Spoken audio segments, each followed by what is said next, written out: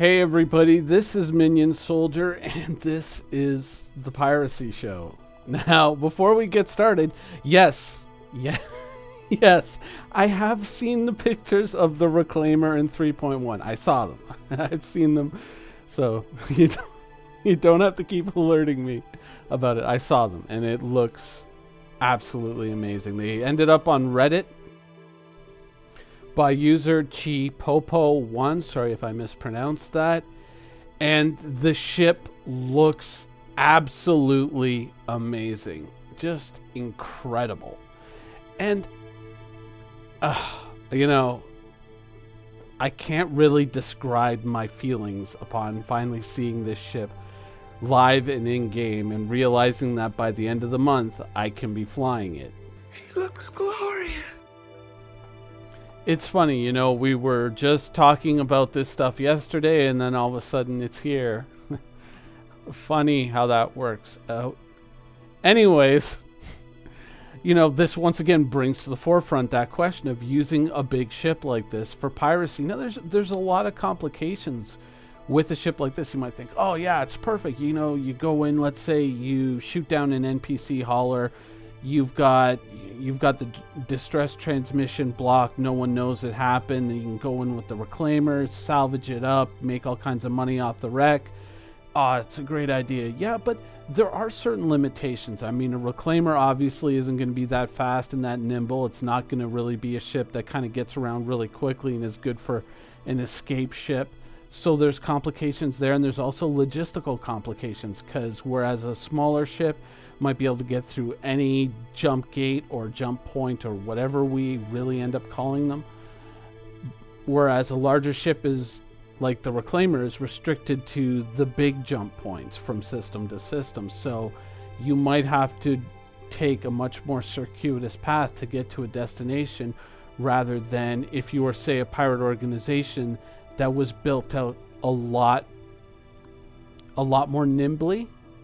Is that the right way to say it? Your organization is much more nimble in its construction. Well, whatever. You know what I mean. Let's say you got buccaneers, you got some cutlasses, you got some heralds, and you're going around raiding with that. That's a very agile setup. That you can adapt to a lot of different situations. It certainly sets a ceiling on what you can attack, and it also sets a ceiling on how much you can retrieve from a wreck, but it allows you to move around very quickly, and that can really be an asset too, because if you're very agile and you can get from system to system to system, then you're going to be a lot harder to track down, and for law enforcement and for possibly other players who might be out looking for you. If they think, oh, you know, I heard yesterday that he was shooting down ships in Crusader, but then all of a sudden you're all the way in Caliban or whatever system on the other end of the galaxy, that, you know, that could create a bit of a problem for somebody who's trying to hunt you down, especially if they're trying to do it with an organized group. Now, you might sit there and say, well, you know, bringing a big ship into a situation like that isn't ideal and you would never do it, but the truth is that a lot more people than pirates are going to be doing this as well. Like, let's say you have an organized mercenary group and you're doing work, you know, fighting the Vanduul for the UEE. You're some kind of private security firm, whatever.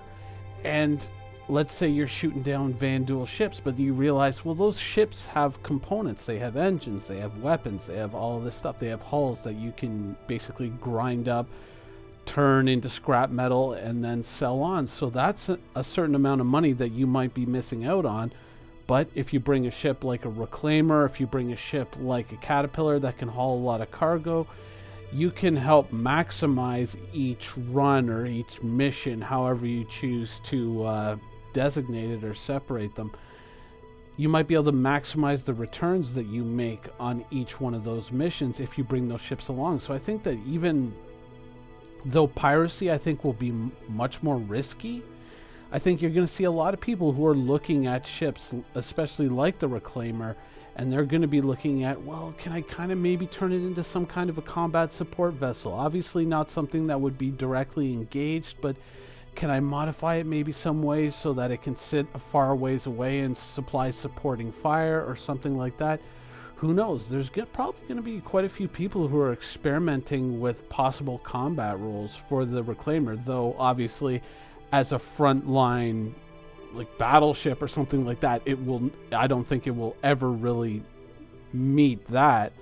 But I think it definitely has a role worth exploring, and you know, I think that these are questions that are definitely worth asking.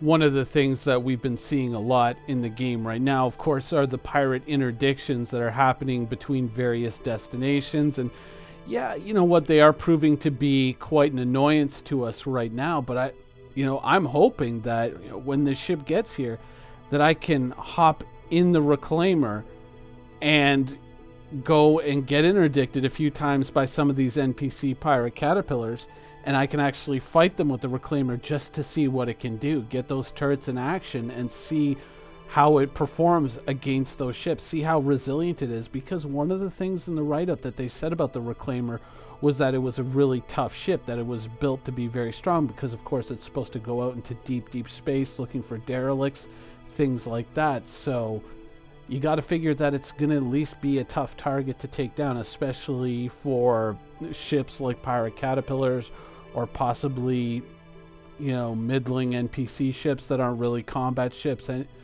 it might prove to be a tough target for some of those ships. So I really kind of want to put it through its paces and see kind of where the developers have placed it in the hierarchy of ships, and kind of explore where you might be able to take it once we get other systems and other components brought online that we can then put on the ship and experiment with.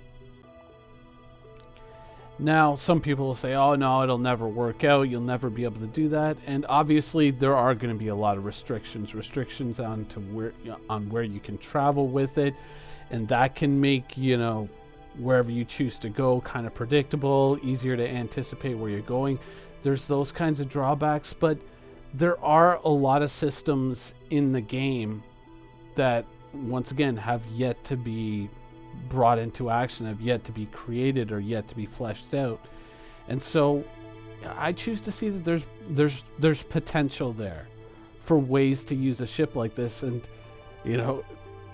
playing so many video games, especially online, for so many years, there's one lesson that you get taught again and again and again, is people find new and crazy ways to use things that the designers never intended, and sometimes that can become one hell of an asset, even though a lot of people would have looked at it and said, oh, that thing is garbage, it's never going to work, and it ends up being amazing. But either way, Reclaimer coming soon to this channel, so hopefully we will get some combat footage of this ship and see what it can do. But we did also get some interior shots on ATV today. I'm going to be putting that in ship updates tomorrow. It's really looking amazing. It really, really is, and I'm super excited now. Definitely very, very excited for 3.1. Anyways, that's the show for today. I hope you guys enjoyed it, and thanks for watching.